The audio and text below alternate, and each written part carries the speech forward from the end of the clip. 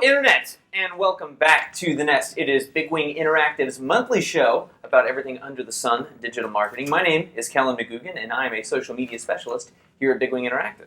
Hi, everyone, and I'm Sarah Hoffman. I'm Senior Manager of Social Media Marketing. Thanks for tuning in. Today, joining us are special guests, Big Wing's own content marketers. We have Jill Hogue and Callie Johnson. And both Jill and Callie are specialized in email marketing campaigns. And today they're going to be discussing email marketing trends, challenges, opportunities, and most importantly, some best practices that we can take into consideration for 2017. So first of all, thank you both so much for taking time out of your day to join us. We appreciate it. And I want to start off with some very broad strokes. The easiest thing I could possibly think of. What is email marketing? Well, email marketing has been around for a long time, as you know. But it's been around for so long because it's one of the best platforms you can use to speak directly to your customers. I like to think of email marketing as a conversation that you're having with your customers. And it's actually a conversation that you've already been introduced because they've subscribed to your email list. And I just like to think of my personal emails in my inbox and like what information I'm looking for, maybe specials, information about a brand, news, events. And it's up to the email marketer to provide that information, to provide educational engagement type content to really just give your customers what they're looking for. Yeah, that's awesome. And it's sort of a thing, you hit on something interesting because it's not necessarily just basic information about, just set amounts of things. It's really anything you want it to be. Like any business could pretty much get into email marketing, I would think. Exactly. And really, email marketing is about answering the right questions at the right time to the right person. Cool.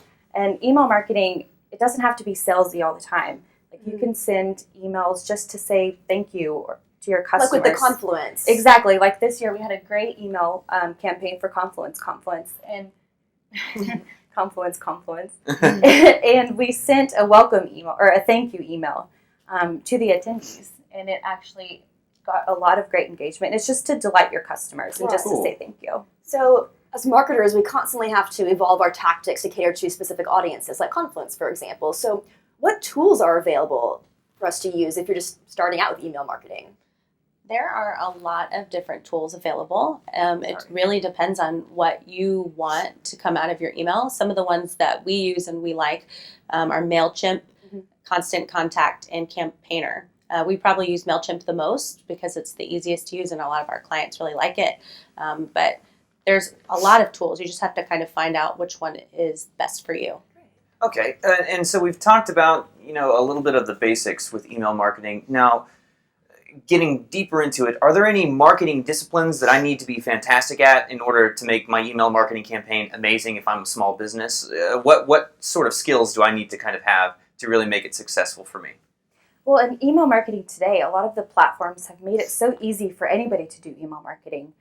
But really, for successful campaigns, you like to have somebody who's great at storytelling, that's a great copywriter that can, further engage in those conversations with your customers.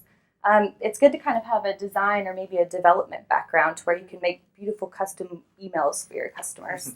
And another one is somebody who's diligent in testing and always improving and looking at the statistics and seeing what works best. Okay. It seems like email marketing is really all about personalization, right? So what are some ways you can grow your email list organically?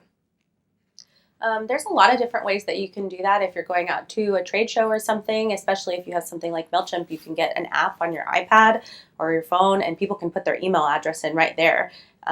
You can also offer free things. Everybody loves free stuff, right? So how many times have you put your email in somewhere if they're like, hey, you can get this free guide, all you have to do is give me your email. Oh, tons. You'll do it, right? Tons, yeah. So that's Every a great time. way. Yeah, So if you have, single time. if you have something really awesome that you can share with people, you can feel okay with putting it behind an email thing and, making it so they're telling you, hey, that's okay. You can send me an email and there's nothing wrong with that. So diving into the actual creation of that email, you're getting started, you've got everything set up on MailChimp, it's great.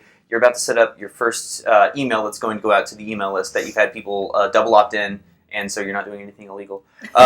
So tell me, how important is a really strong subject line to kind of kick things off? How important is that? It is the most important thing, I think. Really? It's your way in, right? Right. If you can have like the most awesome email with tons of gifts and like beautifully designed, but if your subject line is awful, nobody will click it, because especially if it's not clear what you're wanting. And it's also something you'd want to make really actionable, right? So, like, if your subject line doesn't capture the attention of your audience, none of it really matters, right? Right. Interesting. Well, so data is really going to play an important role in 2017, even more than ever. So, in terms of email marketing, what kind of data can you glean from your analytics dashboard? What data can you use to measure and then ultimately improve your campaigns? I mean, with, again, the platforms today, they make it really easy for you to look at your emails and create custom reports.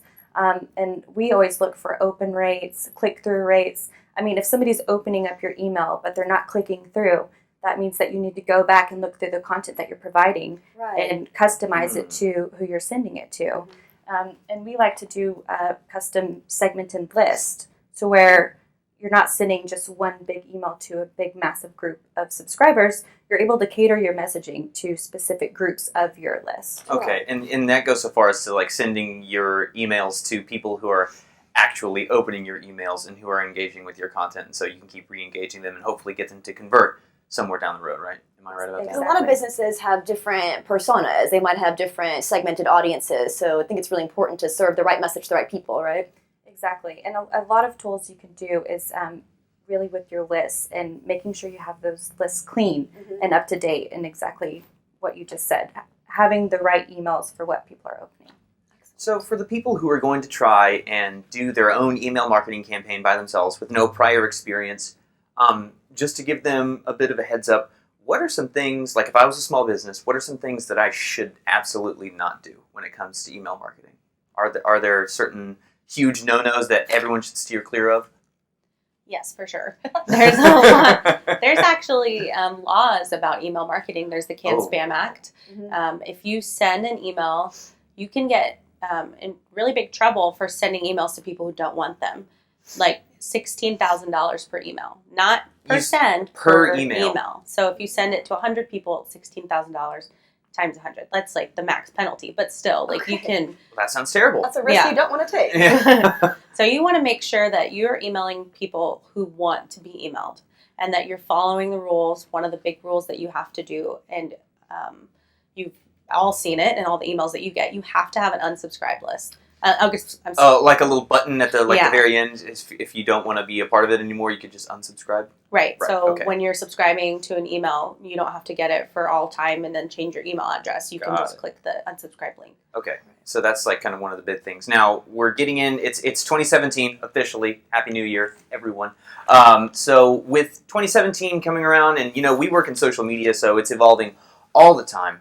Every single week, it seems like there's something new out for social media. Now with email marketing, how do you see that kind of evolving in 2017? Are there some things that you're looking out for, or what's going to change, I guess? I think a big thing is the personalization of your emails, and we were discussing that earlier. People are getting more and more in depth of what people are doing online, and email marketing is just going to be integrated more into those marketing campaigns, following everybody through what they're doing on the website, if they've left something in their cart, a reminder. I think that you're going to feel like each email is customized just to you, and it's just going to get even better. Awesome. So what other marketing outlets can you use in tandem with email marketing?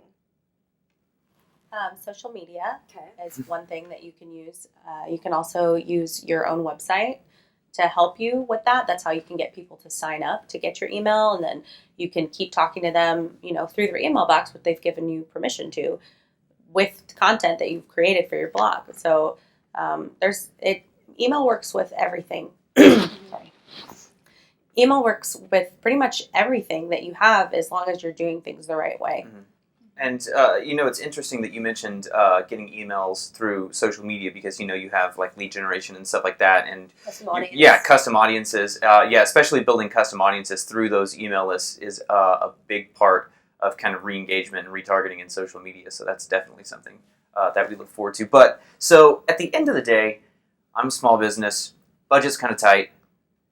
how much will this actually cost if I want this to be successful? Not just to get off the ground. If I really want to be successful, am I looking at a bigger investment, or am I looking at something that I can do for a couple bucks? It's really cost-wise, like the amount of money that you pay Mhm. is not as much as the time that it takes. So however much time, how much you value your time is more important. That's why we could do something great for you here at Big Wing, because we Yeah. have the time to do that. Yeah, as far as custom email marketing goes, I've worked with both of you, and it's really great to see how much time that we're actually able to put in for businesses to make it really not only successful, but a lot of fun. And we can really see that in the engagement that we get with customers through email lists. It's pretty exciting stuff. And naturally, when you see the return, you're going to want to naturally put more money and budget aside for email marketing and any other marketing campaigns. It's all about measuring that return. Yeah, exactly. Email marketing has a huge ROI of is it 4,300%? Wow. Oh, wow. And a lot of that, because the platforms are fairly inexpensive, and growing the list, you can do that organically. But you have pretty much like a 90% chance. Like, you have a list; those people are going to get your emails. They're going to get that direct message to them, and I think that's part of why the ROI is so high. And really, that's all you really have to say is the ROI. Yeah, and that's part. It's proof. The proof. It's social proof. We have the numbers right here. Exactly. And it's really just aligning with the company's goals and what they want their campaign to be. It can be as little or as big as they want it to be. And again, it goes with time as well. And people that are dedicated to testing the emails and cleaning up the lists and just making sure everything's running smoothly. You hit a really important word there, I think, with testing. Testing constantly, making sure you're trying to improve upon your email best practices and what you're really trying to accomplish as a business. I think that's huge, especially going into 2017, where, as we talked about earlier, it's getting a little bit more personal. And so I think we're about done, but I want to ask, Sarah and I were discussing this yesterday. We were talking about email lists that we're a part of that we really enjoy, so we wanted to know some of your favorite email lists that you subscribe to. I think we both have a common one. We love the Starbucks rewards emails. Yes. They're so beautiful, and they're so customized to even what you order and letting you know about your points. And I just open every single one of those emails. So. It's like you can't help it. As soon as you see it, you just click on it. That's how I feel about BarkPost, which is BarkBox's email subscribe newsletter. And it is so great because they send really interactive content to your inbox every day. Who doesn't want to see anime dog GIFs every single day? I do, so it's great. I love subscribing to them. And Big Wing, of course. And don't forget to subscribe to our Big Wing email newsletter list called Wing Tips. And you can actually find that at the Contact Us section on our Big Wing website at bigwing.com. Yeah, and don't forget to follow us on any and every social media outlet, Snapchat, Facebook, Instagram, Twitter. We're out there. Thank you all so much. Jill, Callie, thank you so much for your time today. Thanks for having us. Yes, Appreciate thank you. you. And that's it for us at The Nest. We'll catch you next month, and never stop learning.